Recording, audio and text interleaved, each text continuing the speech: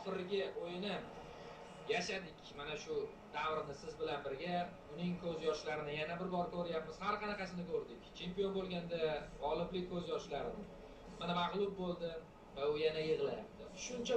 Shuncha payt tutib turdi mana shu ko'z yoshlarini, ammo baribir og'ir.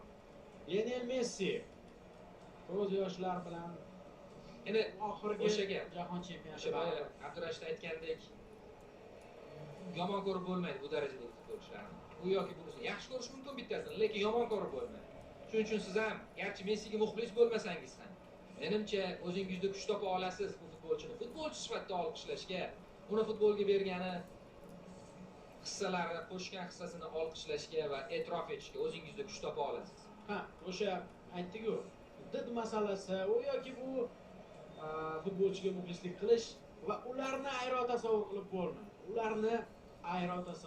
bo'lmaydi. Baribir qarang, mana mutlaqo bir-biriga aloqasi yo'q.